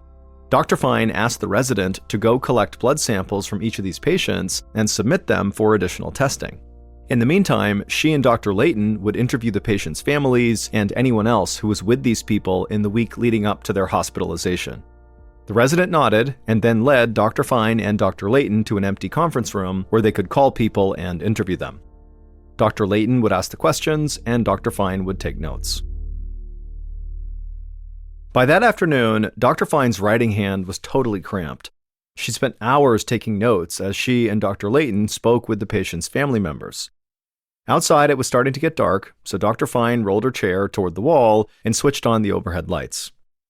The conference room table was littered with textbooks, stacks of medical journals, and reports on annual encephalitis cases in New York. Dr. Fine looked over at Dr. Layton and sighed. Despite hours of interviews and poring over the patients' files, they still did not know how these 5 patients in Flushing Hospital had contracted encephalitis. But they had found that all 5 patients had 2 things in common. First, that they all lived within a few square miles from one another in Queens, and second, they all loved to spend time outdoors in the evenings. A few of the patients, like Doug Wise, the first patient, would work in their gardens until nightfall. Others just liked to watch the sunset from their back decks or take long walks along the East River after dinner. Dr. Fine looked out the window as the street lamps flickered to life, and right as they did, it hit her. People were not the only ones who loved summer evenings. It's also the time when mosquitoes are at their most active. All 5 of their encephalitis patients were probably swatting away mosquitoes as they gardened or walked or gazed at the sunset in the gathering darkness each night. And Dr. Fine knew something else about mosquitoes. They spread disease. Diseases like encephalitis, a condition that often strikes older people like Doug and Harold more frequently. Dr. Layton was intrigued by Dr. Fine's idea, but she was cautious. If mosquitoes really were spreading some new virus to people, they should be able to find mosquitoes infected with the disease. And so until they were able to isolate the virus in mosquitoes, then Dr. Fine's idea was really just a theory. Before the doctors left the hospital that night, Dr. Fine wrote up an alert that Dr. Layton sent to all the neighboring hospitals, asking them to report any cases of viral encephalitis to the Department of Health. That way, she and Dr. Layton would know if the virus was spreading. 2 days later, on the morning of September 1st, Dr. Fine sat at her desk, twisting her pencil in her hands. She was back in her office, feeling frustrated by the lab results she had just read. That morning, she and Dr. Layton had sent a small team to northern Queens, where all these patients had lived, and the job of this team was to canvass that neighborhood and visit the houses of each encephalitis patient and try to find breeding mosquitoes. Well, that team collected several samples of mosquito larvae from standing water around the neighborhood, but none of those mosquitoes were infected with viral encephalitis. Meanwhile, Dr. Fine was still waiting for lab work to come back on the blood samples she'd collected from the 5 infected patients. While Dr. Fine thought about what she should do next, Dr. Layton knocked on her door. She said she had bad news. One of the encephalitis patients, Harold Marsh, had grown so weak that the doctors determined he would not recover. Moments ago, the family had decided to take him off life support. Dr. Fine's heart broke for Harold and his family. She was frustrated that she couldn't even tell them for certain what had killed their loved one. It felt like they were back at square one. But at the very least, Dr. Fine knew that the doctors at Flushing Hospital would be able to do an autopsy and take tissue samples they couldn't get while Harold was alive. Dr. Fine hoped that these samples could help them identify the virus and warn the public at large. The following morning, Dr. Fine walked into her office to find her boss, Dr. Layton, waiting for her with news about Harold Marsh's autopsy tissue samples. Tests indicated that Harold had died of something called St. Louis encephalitis, a very rare strain of the disease that's only spread by mosquitoes. Dr. Layton said that federal health officials had also checked the blood samples from the other 4 encephalitis patients in Queens, and they found that they too had tested positive for St. Louis encephalitis. All 5 of the patients had gotten sick from mosquito bites. Dr. Fine frowned. On the one hand, it was nice to know that her theory that mosquitoes could have caused this was in fact what caused this, but this diagnosis didn't really make sense. The patient's symptoms were all consistent with St. Louis encephalitis, but there had never been a reported case of St. Louis encephalitis in New York City until now. In fact, there were only about 30 reported cases a year in the entire United States, and these were almost exclusively in southern swamplands. Dr. Fine wondered if infected mosquitoes had somehow migrated north, but if they had, there would have been cases of it in other places along the eastern seaboard, and so far, the only cases of it were from this outbreak in Queens. Something just didn't add up. Dr. Fine told Dr. Layton that she was glad they finally knew what was going on, but deep down, she still could not shake the feeling that there was something off about this diagnosis. A few weeks later, Dr. Fine was in her office at the Department of Health when Dr. Layton knocked on the door. When she came in, she had a very serious expression on her face. Dr. Layton explained that she'd just gotten off the phone with the U.S. Centers for Disease Control, and Dr. Fine's suspicions were correct. The virus they were investigating was not actually St. Louis encephalitis. It was much worse. A pathologist at the Bronx Zoo, of all places, had figured out the mistake. She'd been trying to understand why all these birds were dying all over the city, and she had discovered that they were actually contracting some form of encephalitis. And then after she learned about the St. Louis encephalitis outbreak in the city, she began to investigate whether that was what was killing all these birds. But tissue samples from the dead birds showed no sign of St. Louis encephalitis. Instead, the birds had a different strain that can easily be confused with the St. Louis strain, but it's actually much more dangerous. And the birds were loaded with this different strain. In fact, the birds got this strain of encephalitis at such a high concentration that a mosquito sucking their blood could pass on the disease to the next creature it bites, including humans. And sure enough, when the CDC retested the blood of the patients at Flushing Hospital, they found that they too had the same strain of encephalitis as the birds. This strain is known as West Nile virus. West Nile is something that likely lots of people have heard of, but it's actually even more rare than the St. Louis strain, at least in the United States, because until this point, it had never been seen in the United States. It was only really seen in Africa. The CDC suspected that an infected mosquito from some other part of the world had found its way onto a plane maybe and then come to the US that way, or maybe a sick bird had gotten onto a boat, and that's how the disease came to the United States. But now that this disease had crossed the ocean and arrived in the US, Dr. Fine knew it was here to stay. By the time the CDC put the puzzle together, as many as 1,900 residents of northern Queens were infected with West Nile virus. 62 people landed in the hospital, and 7 people died that summer in 1999 before the mosquitoes disappeared with the fall. And in the years since those initial cases, over 56,000 people have been infected in the United States. 2,776 have died as of 2022. Although the mortality rate of St. Louis encephalitis and West Nile is comparable, West Nile is far more dangerous. Because it can be carried by birds, West Nile has spread to all 50 states, while St. Louis encephalitis remains fairly localized and far less common. Doug Wise, the first patient to come in with West Nile, remained in Flushing Hospital for several weeks before he was healthy enough to transfer to a physical rehabilitation facility where he stayed for the next month. By spring of 2000, Doug was able to walk with the assistance of a special cane, but his left side never regained its former strength, and he continued to suffer episodes of short-term memory loss. But ultimately, Doug knew he was one of the lucky ones from that painful summer of 1999. He could at least still tend to his garden as long as he wore his mosquito repellent.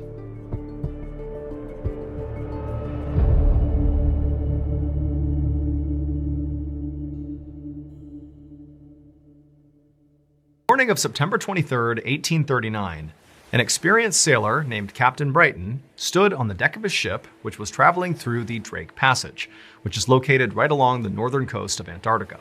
He and his crew had sailed here because they were professional whalers, and they had heard there was this massive population of whales in the Drake Passage that basically were untouched by humanity because basically nobody sailed this far. This was a freezing cold, very austere part of the world, kind of a dangerous place to be. But so far, Captain Brighton and his crew had not seen a single whale. And on top of that, the Drake Passage had proven to be as dangerous as expected. Just the previous night, the ocean around the ship had literally frozen, basically anchoring the ship in place. And so when this happened, Captain Brighton realized there was nothing they could even do about this. I mean, they were stuck. And if this didn't break up soon, they'd be stuck here all winter potentially, and it was unclear if they could actually survive that.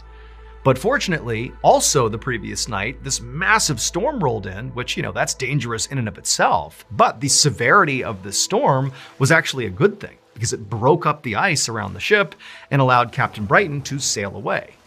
And so now, that morning, the ocean was again, liquid, so they were able to move around, but Captain Brighton had a very difficult decision to make. Again, so far they have not caught any whales, and they've invested a lot of time and money to get out here.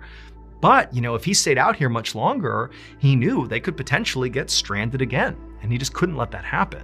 And so he needed to decide if he was going to keep on sailing further into the Drake Passage to maybe find a couple whales, or leave now before it was too late. But as Captain Brighton weighed his options, he suddenly noticed something over the horizon. There was this dark shape. And at first, he actually thought he was hallucinating, because really, there's nothing else out here. It's just him and ocean and ice. That was it. But as he continued to stare in the direction of this dark object, which was actually getting closer to him, he realized it was a real thing, and in fact, it was another ship, which was really surprising, because again, nobody really comes out here. And so his instincts were, okay, this has got to be a rival whale ship. I mean, that's the only other people who would come out here. But as he continued to stare at the ship, as it got closer, he realized it was not a whale ship. It was actually a schooner, which is a ship designed for traveling. But as Captain Brighton stared at the schooner that was getting closer and closer, he saw it was in pretty rough shape. I mean, the hull and the sails were very tattered. I mean, there was something off about the ship.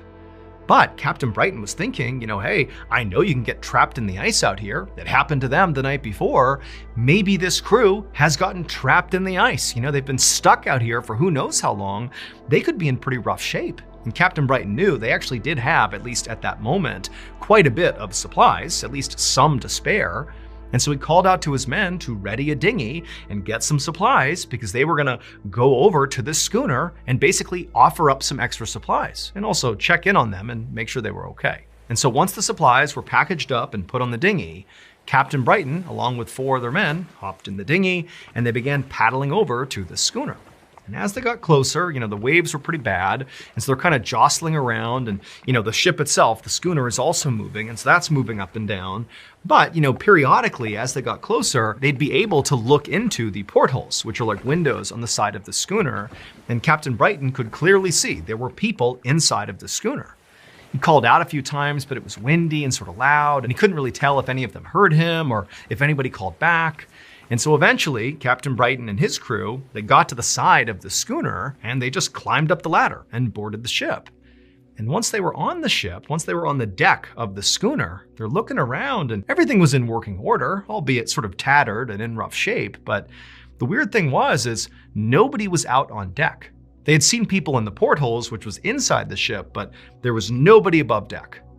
And so Captain Brighton's thinking, okay, this is pretty weird here, but we clearly just need to go inside and talk to someone. And so Captain Brighton and his men walked across the deck to this door that led into the ship. It actually led into the captain's quarters, at least, based on basic ship construction, that's what they expected it to be. And so Captain Brighton, he gets to the door, he knocks and calls out, announces that they're here with supplies and just to make sure everybody is okay. But there's no answer. All they can hear is the slapping of the water against the ship. There's no voices, there's nothing. It's silent on the ship. And so Captain Brighton eventually just opens up this door, and sure enough, he looks into this dark space, and it's the captain's quarters. And there's a desk towards the back of this room, and there's a man sitting at the desk with his back to them. And so Captain Brighton, he takes a cautious step into the captain's quarters, and he calls out to this man who clearly appears to be the captain.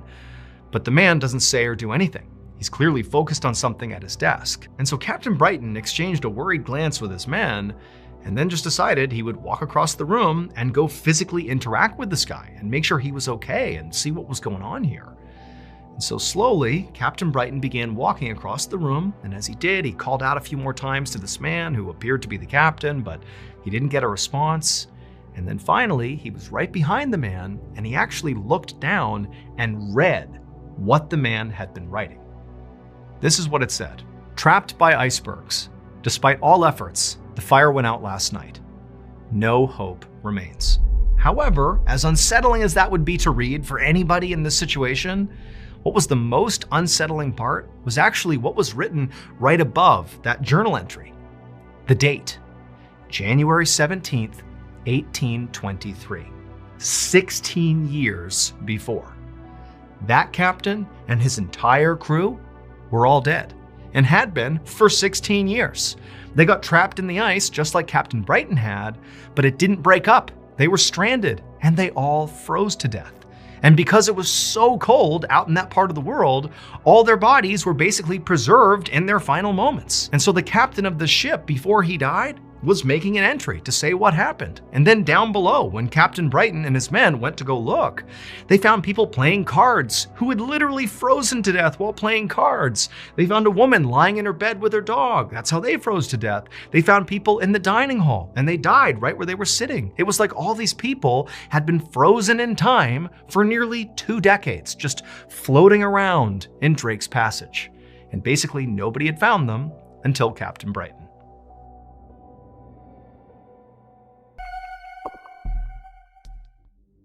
On the night of May 20th, 1958, a young man named Ram Thapa walked towards the entrance of an abandoned airport in eastern India. He was trailing behind 3 other men. They were his boss, another employee of his boss, and then a friend of his boss. It was pitch black outside, and so all 4 men had flashlights. But Ram also had something else. He had a huge knife. So the reason they were there is Ram's boss was considering buying this airport. However, there were these rumors floating around that this airport was now haunted ever since being abandoned. In fact, people said, the old hangars and rusted out buildings were infested with ghosts. Now, Ram totally believed that this place really was haunted. But Ram's boss wanted to go and check it out, before he actually considered really buying this place. And so he had recruited these 3 other guys, Ram included, to go basically on a ghost hunt. And so going into this, Ram's boss and the 2 other men, they're sort of like, okay, this is intriguing. It's kind of funny that we're going on this ghost hunt. But Ram, he was terrified. He did not like the idea of going into this airport, especially at night. He fully believed there were ghosts out here. He had brought the knife along to protect himself from ghosts. But his boss was basically telling him that he had to go, and so Ram was there. And so Ram's boss reached the gate, he unlocked it, and pushed it open. And as it slowly swung open, it made this horrible creaking sound, and for the first time, all 4 men are getting an unobstructed view into the actual property. And it's totally, again, pitch black, and they're shining their lights inside, and all they see are just these old hangars and different big buildings and broken down planes, but there's no movement. It's totally dark and it's quiet. And so Ram's boss and the other 2 men, they're walking along, and Ram's in the back, and he's so uneasy, he feels practically sick to his stomach. Everywhere he looked, he would think that he saw a shadow, a ghost staring back at him, but he would shine the light and, nothing would be there. And so this whole time they're walking, he's totally on edge, and eventually they reach the actual runway. And when they got there, instead of shining their lights kind of straight out in front of them, because there was basically nothing out ahead of them, it was just, where planes go to take off and to land, they began shining their lights predominantly off to the side, where there was this huge hangar, and they were all shining their lights in the different windows to see if, anybody was inside of there. And so they're all kind of focused off to the side, and Ram, the whole time, he's totally terrified here. And as, his boss and his friends are kind of shining their lights over here, Ram takes his flashlight and he aims it straight out in front of them. And he sees maybe a couple 100 meters away, just off to the side of the runway, is what appears to be this floating orb. And immediately he keeps his light trained on this orb, and he signals to his boss and the others like, hey, look at this. And they all turn, and they're kind of like, joking around, and they shine their light, and they also see it. They see this floating orb. It made no sense. They noticed that there was not just this orb of light, but there was something below the orb of light, like on the ground. Something was moving, this grayish figure, or multiple figures were kind of like moving around right beneath this orb. But before any of them could say or do anything or react really in any way to whatever it was they were looking at, the dark figures right below the orb, as they're being illuminated by all their flashlights, it was like all of a sudden, whatever they were, they turned, and all these eyes glinted and looked directly back at Ram and his colleagues. And it was like something inside of Ram just clicked. He was so scared. He'd been terrified from the moment they got here, and the whole time he had been so primed to protect himself if he had to with this knife. And it was like when he saw these eyes, he didn't have any idea what they were, but he knew they were evil, and if he didn't act, they were doomed. And so, without saying anything to his boss or the other 2 men, with knife in hand, Ram took off running towards the figures. A few hours later, Ram and his colleagues were no longer at the airport. Instead, they were at the police station, and Ram was in handcuffs. It would turn out those figures that they spotted that Ram went to go confront with his knife were not actually ghosts. Instead, they were 3 women who had come onto the airfield as well, but just to pick flowers. That orb of light that the men had seen was just their lantern. Ram had been so convinced they were ghosts that he had taken off and attacked them with his knife, believing he was not only protecting himself, but protecting his boss and the other 2 men. However, he had been wrong. These were just women, and he killed one of them and severely wounded the other 2. And so ultimately, he was charged with murder and assault. However, when he went on trial, he was actually acquitted of all charges because the jury genuinely believed that Ram actually thought he was attacking ghosts, not people.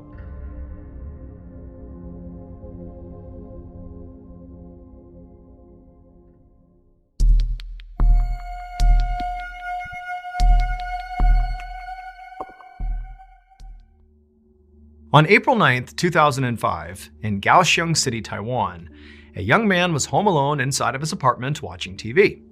And as he sat there watching TV, he heard a loud thumping sound coming from right above him. As soon as he heard it, he muted his TV and he listened for a second, and a minute later, he heard it again, a loud thump. And then he heard another one, and another one, and another one, and before long, all he heard was a succession of thumps and also what sounded like chanting coming from upstairs. However, as unusual as these types of sounds might be to the average person, to this young man, these actually weren't that weird. Because the family that lived right above him, the Wu family, were pretty eccentric. They were very religious people who often did these ceremonial dances and rituals at all hours, and a lot of times they involved stomping around and chanting really loudly. And as annoying as that could be, this young man never complained.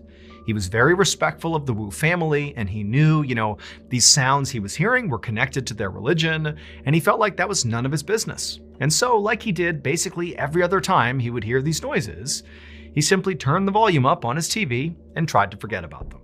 But after a few minutes, it was like the noises coming from upstairs just kept getting louder and louder and louder until it was basically impossible to ignore. And then suddenly he heard a scream coming from upstairs that certainly did not feel attached to a ceremony. It sounded like somebody was in danger or in trouble or something. And so at that point, the young man turned the TV off and he stood up and he thought, I need to go up there and make sure things are okay. I mean, forget being annoyed. It sounds like, someone's in trouble or someone's hurt or something.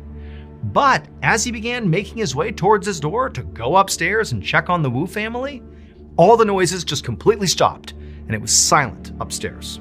And at that point, the young man just stopped where he was. And for a minute, he just listened, waiting to see if maybe the noises would pick back up again.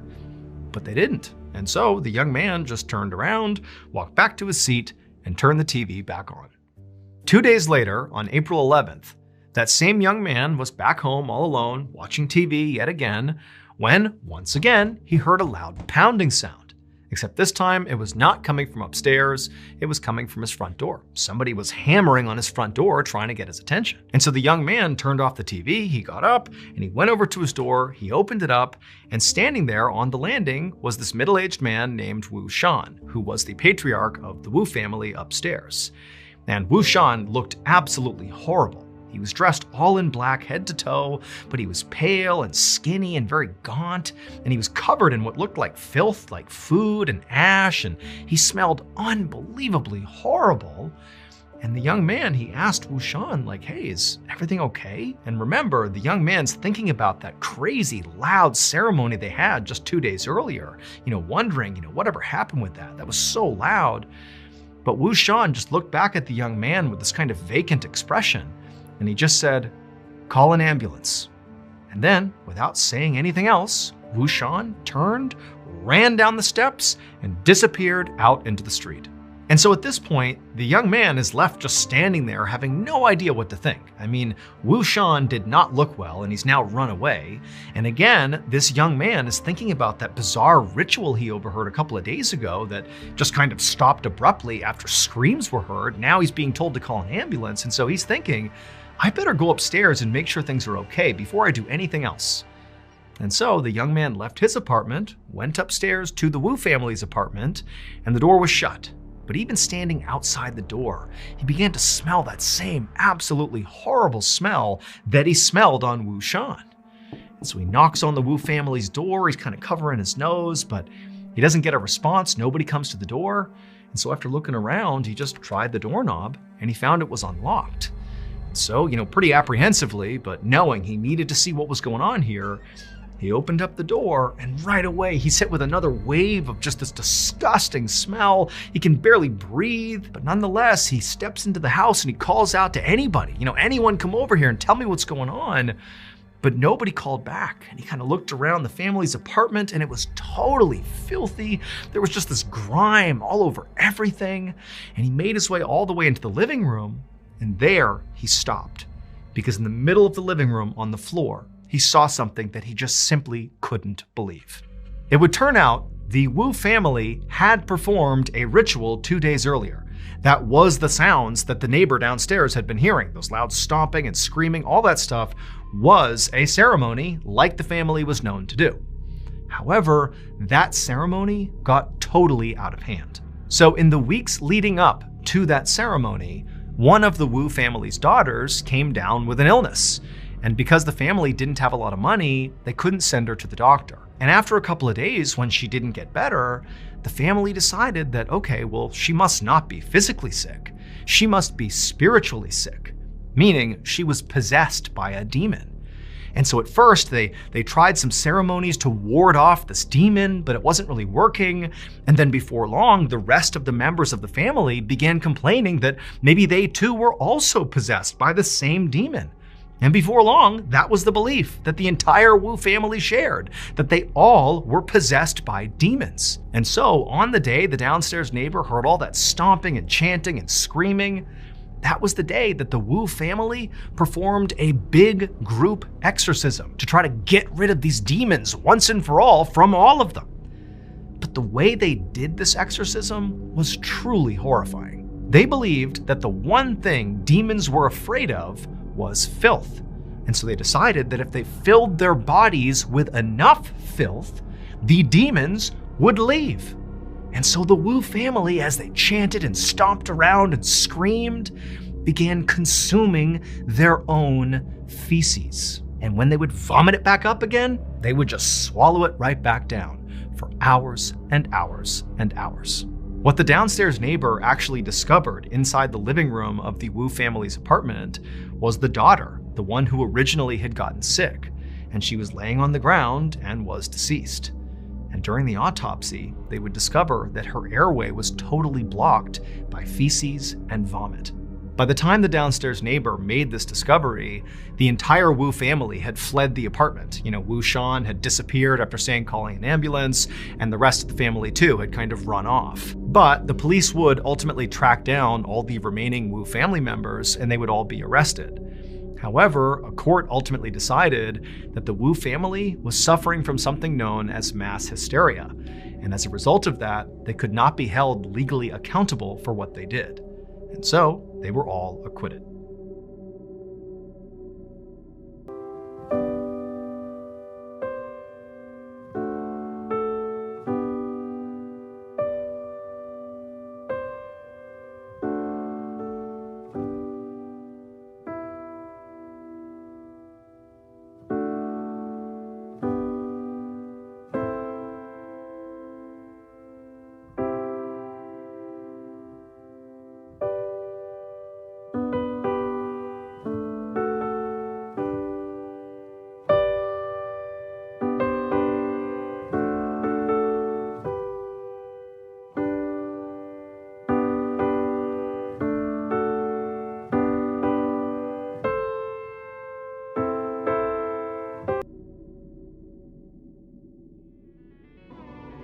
In case you haven't heard yet, our newest graphic novel, MrBallen's Presents Where Nightmares Live, is available for pre-order right now.